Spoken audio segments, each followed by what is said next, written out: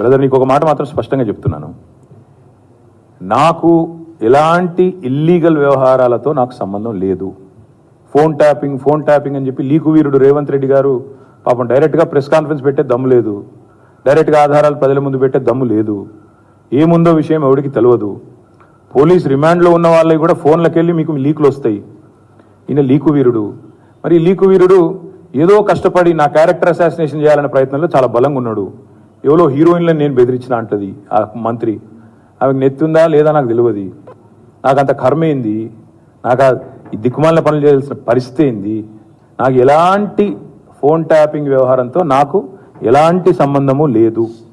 ఈ అడ్డమైన మాటలు ఎవరైనా మాట్లాడితే, చెత్త మాటలు ఎవరైనా మాట్లాడితే వారు మంత్రి అయినా ముఖ్యమంత్రి అయినా తాట తీస్తాము, లీగల్గానే చూసుకుంటాం. తాట తీస్తామంటే మళ్ళీ మీరు ఇదే యూట్యూబ్లో తమ్మునీళ్ళు పెట్టి తాట తీస్తామన్నాడు ఈయనకు అహంకారం ఎక్కువ అని చూపెడకూరి. అదే వినండి, తొందరపడకండి. తప్పకుండా లీగల్గానే ఎదుర్కొంటాం, న్యాయపరంగానే ఎదుర్కొంటాం. మాకు ఎవరిని బెదిరించాల్సిన అవసరం కానీ ఎవరిని ట్యాపింగ్ చేయాల్సిన అవసరం కానీ లేదు. కానీ దయచేసి మీడియా మిత్రులు నేను కూడా కొడతా ఉన్నా. 2014లో మా ప్రభుత్వం వచ్చింది. మా ప్రభుత్వం రాకంటే ముందు కాంగ్రెస్ ప్రభుత్వం 10 ఏళ్ళు ఉంది. ఆనాడు కాంగ్రెస్ ప్రభుత్వంలో దయచేసి ఇది గుర్తుపెట్టుకోండి, రాయండి, మీరు కావాలంటే మీ ఆర్కైవ్స్లోంచి తీయండి. ఆనాడు కిరణ్ కుమార్ రెడ్డి గారు 2011లో ముఖ్యమంత్రిగా ఉన్నప్పుడు మేము ఆరోపణలు చేయాల. కాంగ్రెస్ ఎంపీలు ఆనాడు ఈరోజు కాంగ్రెస్ ప్రభుత్వంలో మంత్రులుగా ఉన్నవాళ్ళు, ఎమ్మెల్యేలుగా ఉన్నవాళ్ళు, కోమటిరెడ్డి రాజగోపాల్ రెడ్డి, డాక్టర్ వివేక్, గడ్డం వివేక్, అదేవిధంగా పొన్నం ప్రభాకర్ గారు ఈరోజు మంత్రి. వీళ్ళు ముగ్గురు ఆనాడు ఆరోపణ చేసినారు. సుఖేందర్ రెడ్డి గారు కూడా ఉన్నారు అనుకుంటా. అప్పుడు మా ఫోన్లను ట్యాపింగ్ చేస్తున్నాడు కిరణ్ కుమార్ రెడ్డి, తెలంగాణ కాంగ్రెస్ ఎంపీల ఫోన్లను ట్యాపింగ్ చేస్తున్నాడు కిరణ్ కుమార్ రెడ్డి అని చెప్పి ఆనాడు కాంగ్రెస్ ఎంపీలు అప్పటి కాంగ్రెస్ ప్రభుత్వం మీద ఆరోపణ చేశారు. సరే, ఆ తర్వాత ముఖ్యమంత్రి గారు నేను చేయట్లేదు అన్నాడు, అది వేరే విషయం.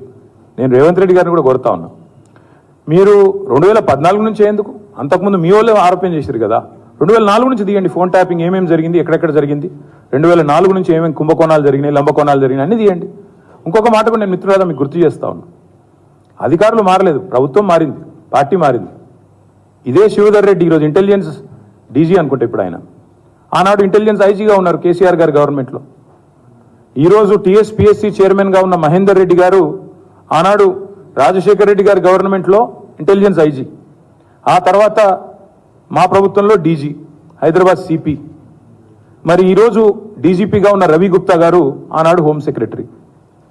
వీరందరూ కూడా మరి ఈరోజు మా మీద చేసే ఆరోపణలు కానీ, ఇష్టం వచ్చినట్టు ఇచ్చే లీకులు కానీ, మాట్లాడుతున్న మాటలు కానీ, ఆ రోజు అధికారుల ప్రమేయం నిజంగానే జరిగింది అనుకుంటే ఒక్క నిమిషం, ఈ అధికారులకు ఎవరికి తెలియదా, వారెవరు బాధ్యులు కాదు, ఒక కేసీఆర్ గారు మాత్రమే బాధ్యుడు అనే లైన్లో ఇవాళ ఏదైతే లీకులు ఇస్తున్నారో లీకు వీరుడు, నేను అడుగుతా ఉన్నా. మరి మహేందర్ రెడ్డి గారు, శివధర్ రెడ్డి గారు, రవి గుప్తా గారు, ఇంకా చాలామంది ఉన్నారు, సజ్జనార్ గారు ఆనాడు ఎస్ఐబి చీఫ్, వీళ్ళందరూ ఉన్నారు. మరి అధికారులే మారలేదు కదా. ఫోన్ ట్యాపింగ్ నేను డిమాండ్ చేస్తున్నా ఈ ప్రభుత్వాన్ని, మీకు చిత్తశుద్ధి ఉంటే 2004 వెళ్ళి మొదలుపెట్టు, ఏమేమి ట్యాపింగ్లు జరిగినాయి. నేను నా ఆరోపణ కాదు కదా. ఈరోజు నీ ప్రభుత్వంలో నీ పక్కన కూర్చున్న పొన్నం ప్రభాకర్ గారే ఆ రోజు ఆరోపణ చేసిండ్రు. ఏమని, ఆనాడు కిరణ్ కుమార్ రెడ్డి ప్రభుత్వం నా ఫోన్ ట్యాపింగ్ చేస్తుంది. మరి అది వాస్తవమా కాదా, బయటికి తీ, విచారణ గ్యాంబిట్ పెంచు. ఆనాడు అధికారులందరినీ పిలిపి, రిటైర్డ్ ఉన్న వాళ్ళందరినీ పిలిపి, నీ కాంగ్రెస్ ప్రభుత్వం ఫోన్ ట్యాపింగ్ చేసిందా లేదా చూద్దాం. ఇంకోటి బ్రదర్, మీరు మర్చిపోయినట్టున్నారు, నేను మర్చిపోలేదు. నాకే ఐఫోన్ వాళ్ళు, యాపిల్ వాళ్ళు మెసేజ్ పంపినారు, నీ ఫోన్ సర్వేలెన్స్లో ఉంది అంటే. నేను దాని స్క్రీన్ షాట్ కూడా మీరు చూసుకోండి కావాలంటే, ట్విట్టర్లో అప్పుడే పెట్టినా. నా ఒక్కడికే రాలేదు, అసదుద్దీన్ ఓవైసీకి వచ్చింది, ఇంకా కొంతమంది మిత్రులకు ఇక్కడ తెలంగాణలో కూడా, మీ ఫోన్లు సర్వేలెన్స్లో ఉన్నాయి, జాగ్రత్త, మీ ఫోను హ్యాక్ అయింది అని నాకు 2022లోనో 2023లోనో వస్తే నేను బయట కూడా పెట్టినది. కాబట్టి ఎవరి ఫోన్లు ట్యాప్ అయినాయి, ఎవరు చేసిండ్రు, ఇవన్నీ కూడా నాకేం భయం లేదు. మేము చాలా స్పష్టంగా ఉన్నాం, చాలా క్లారిటీతో ఉన్నాం. కాబట్టి దయచేసి నేను మిమ్మల్ని కోరేది ఏంటంటే, ఈ యూట్యూబ్లలో పెట్టి పనికిమాలినలోకి లీకులు ఇచ్చి అధికారికంగా ప్రెస్ కాన్ఫరెన్స్లు పెట్టకుండా రిమాండ్ రిపోర్ట్లు అని చెప్పి లీకులు చేసి ఎన్ని రోజులు బతుకుతారండి, ఎన్ని రోజులు టైం పాస్ చేస్తారు. రైతుల సబ్జెక్టు మాట్లాడరు,